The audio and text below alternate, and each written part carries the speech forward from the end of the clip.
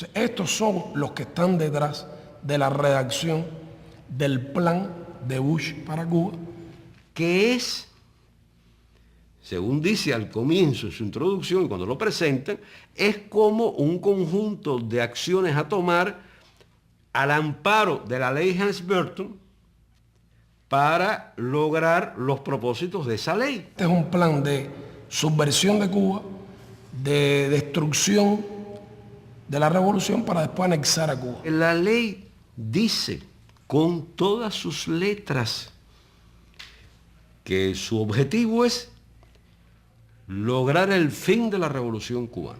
Bush declaró: no estamos esperando que se vaya Fidel, estamos trabajando para sacarlo cuanto antes. Que después del fin de la revolución cubana habría lo que ellos llaman un periodo de transición y después lo que ellos llaman una etapa democrática. Y define por escrito, está puesto ahí en una ley del Congreso, requisitos para que el gobierno de Estados Unidos considere que ya no está el régimen de Castro, que ya hay una transición o que ya hay una democracia. El primero, el más importante, es el referido a las propiedades que fueron nacionalizadas en Cuba al principio de la revolución. Estados Unidos nombrará en Cuba, después que logre derrotar a la revolución, nombrar un gobernador para Cuba y convertir a Cuba en una provincia de Estados Unidos. Desarmar todo el país, quitarle las cooperativas a los campesinos, quitarle la finquita a cualquiera de esos más de 100.000 campesinos que recibieron su tierra por la reforma agraria. Bush ha dicho: nuestra política hacia Cuba es el cambio de régimen. Por supuesto, desaparecería la educación gratuita, la salud. Todo eso está explicado en el plan de Bush. Todo eso es violatorio de la Carta de Naciones Unidas, violatorio del derecho internacional. Un gobierno, por poderoso que sea, no puede arrogarse el derecho de cambiar las autoridades de otro país.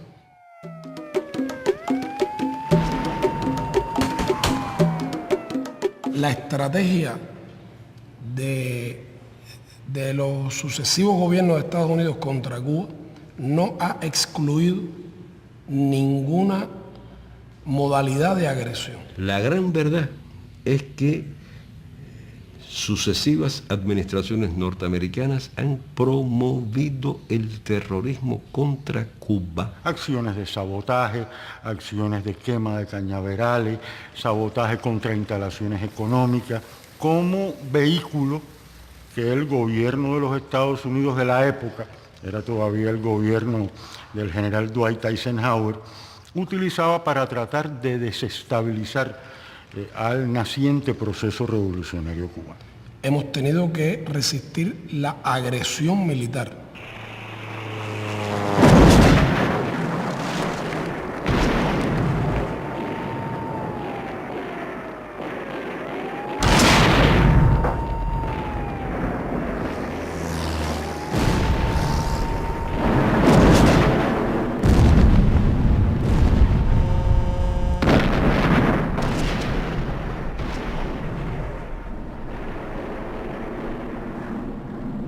Cuba está a minutos de la acción de la Fuerza Aérea, la cohetería, de las unidades militares norteamericanas.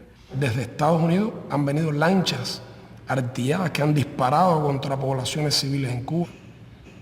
Hemos tenido que soportar la guerra sucia, la organización por la CIA de bandas armadas que operaron en Cuba entre el año 60 y el 67, en que logramos derrotar, que llegaron a tener miles de hombres armados que asesinaron campesinos, asesinaron a jóvenes que habían ido a alfabetizar a las montañas y a las zonas rurales de nuestro país, estudiantes casi niños.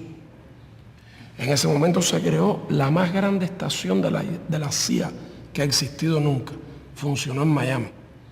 Miles de cubanos fueron allí entrenados en técnicas de demolición, de sabotaje. Hubo el intento de asesinar al Che tirándole con una bazuca en el momento en que fue a intervenir ante la Asamblea General de Naciones Unidas en diciembre del 64. Otra vertiente más cercana es el apoyo, la financiación el suministro y el aliento que desde el territorio de los Estados Unidos se ha realizado hacia grupos terroristas, tanto dentro de Estados Unidos como en otros países, para que actúen contra Cuba. Manos asesinas colocan bombas incendiarias de fabricación yanqui en el Encanto nacionalizado, un centro de trabajo en el que ganan su sustento miles de familias cubanas. En el mismo centro de La Habana, poniendo en peligro gran número de hogares cubanos, provocan un incendio de grandes proporciones. No les importa la vida de niños, mujeres y ancianos. Con estos actos de barbarie, el imperialismo yanqui pretende destruir nuestras riquezas nacionales y paralizar la producción y promover la escasez. Estuvo la voladura del buque La Cubre, donde murieron más de 100 personas, incluidos marineros franceses y belgas.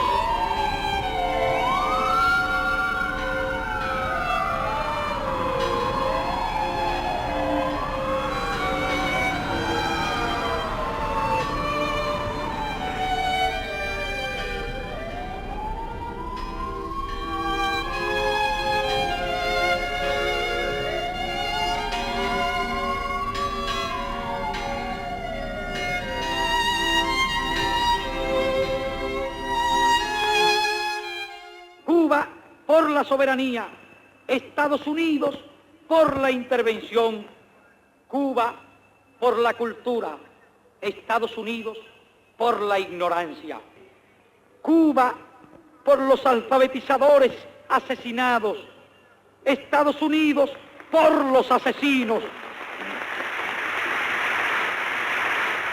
Ahí hay crímenes que fueron transfronterizos, que ocurrieron más allá de las fronteras nacionales, y unos cuantos en Estados Unidos. Mi hermano Eulalio emigró a Estados Unidos alrededor de los años 61, 62. Como emigraron muchos cubanos, formó parte del Comité de los 75, que fue un grupo de 75 cubanos, que fue una de las primeras visitas que hubo en nuestro país para lograr precisamente este acercamiento y la reunificación familiar y esta lucha de apoyo en Estados Unidos contra el bloqueo. Comenzó a recibir muchas amenazas y finalmente él es asesinado el 25 de noviembre de 1979 por Omega 7.